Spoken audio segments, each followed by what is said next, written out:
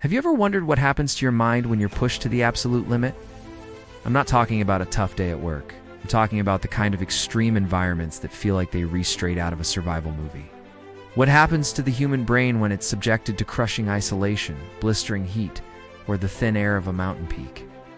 The answers are more bizarre and fascinating than you might think. Today, we're diving deep into the science of survival, exploring how our minds and bodies react in the most hostile places on Earth. From strange hallucinations in the desert to sudden bursts of creativity in the dark, we're going to uncover the hidden powers and surprising fragilities of the human psyche. So buckle up, because this journey will change the way you see human resilience forever. Let's start with the cold. Imagine you're in the Arctic, surrounded by nothing but a sea of white. As your body temperature drops, a strange thing starts to happen. It's called paradoxical undressing. Victims of severe hypothermia are often found partially or fully undressed. It's not a sign of madness, but a final, desperate act of a confused brain. As the body's temperature regulation system fails, constricted blood vessels in your extremities suddenly dilate, creating a powerful, deceptive sensation of heat. Your brain, tricked into thinking it's burning up, compels you to shed your life-saving layers. It's a cruel trick of our own biology, a final system failure before the end. But the cold doesn't just play tricks on our bodies, it warps our minds. Explorers have reported a phenomenon known as the third man factor, a vivid sensation of an unseen presence accompanying them, offering guidance and comfort. It's like a guardian angel, a mental projection created by a brain under extreme stress. It's providing a sense of hope when all seems lost. Now let's turn up the heat. Imagine trekking through the Sahara Desert. The sun is relentless, and the temperature soars. Your body is losing water faster than you can replace it. Dehydration sets in, and with it, a cascade of cognitive problems. Your attention span shrinks, your short-term memory falters, and decision-making becomes nearly impossible. But it gets weirder. Extreme heat can trigger what's known as heat-induced delirium. Your perception of reality begins to blur. You might see mirages, not just of oases, but of intricate, detailed scenes that aren't there. Your emotional state can swing wildly, from euphoria to intense irritability and aggression. This isn't just about being hangry from the heat. It's your brain's neurons struggling to fire correctly as your core temperature rises. The delicate chemical balance that governs our thoughts and emotions is thrown completely out of whack. It's a stark reminder that our rational minds are dependent on a very narrow range of physical conditions. Next, let's journey to the top of the world, to the death zone of Mount Everest. At high altitudes, the air is thin and oxygen is scarce. This condition, hypoxia, is incredibly dangerous for the brain. It's like trying to run a supercomputer with a low battery. One of the most common effects is impaired judgment. Experienced climbers have been known to make bizarre, fatal decisions, like abandoning their oxygen tanks or attempting a celebratory headstand near a cliff edge. Their brains, starved of oxygen, simply can't process risk properly. Hallucinations are also common. Climbers have reported seeing everything from phantom companions to colorful geometric patterns dancing in the snow.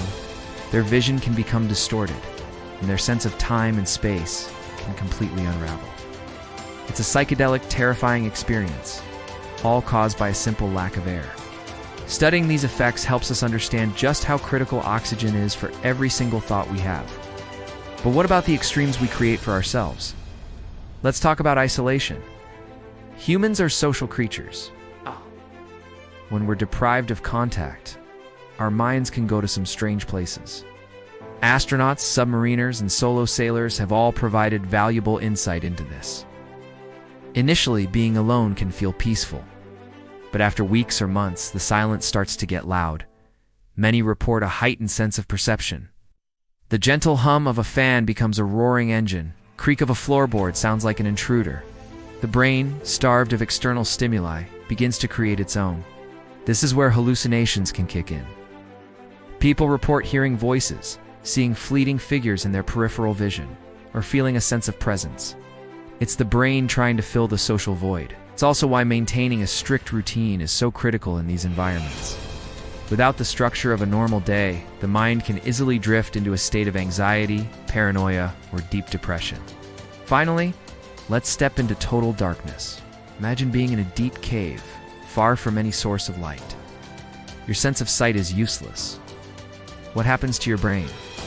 For one, your internal clock goes haywire. Without the natural cues of day and night, your sleep-wake cycle or circadian rhythm starts to drift. You might find yourself staying awake for 30 hours and then sleeping for 12. But the most interesting effect is on your other senses. Your hearing becomes more acute. You can distinguish subtle sounds you'd never notice otherwise. Your sense of touch becomes more sensitive. And strangely, your brain might try to see anyway. This is known as the Ganzfeld effect. Staring into a void of uniform color or darkness, the brain starts to generate its own images, leading to complex visual hallucinations. Some people even report a surge in creativity while in isolation and darkness, as the mind is free from distraction and forced to look inward. It's a testament to the brain's incredible adaptability, always trying to make sense of the world even when there's nothing to see. So what does all of this tell us? These extreme reactions, paradoxical undressing in the cold, delirious hallucinations in the heat, impaired judgment at high altitude, phantom companions in isolation, and creative surges in the dark aren't just bizarre anecdotes. They are windows into the fundamental workings of the human brain. They reveal the delicate balance of chemistry, electricity, and biology that creates our conscious reality. Our minds are not separate from our bodies or our environment. They are deeply and profoundly intertwined. Pushing ourselves to these limits shows us the boundaries of our resilience, but it also highlights our incredible capacity for adaptation. The brain will create a friend when we're alone, find patterns in the void, and fight until the very last, even if its final signals are tragically confused. Understanding these phenomena isn't just for survivalists or adventurers.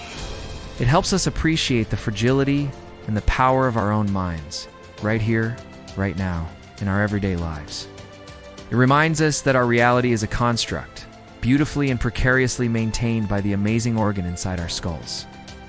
Thank you so much for joining me on this journey to the extremes of human experience. If you found this as fascinating as I do, make sure to hit that like button and subscribe for more deep dives into the mysteries of the mind and body.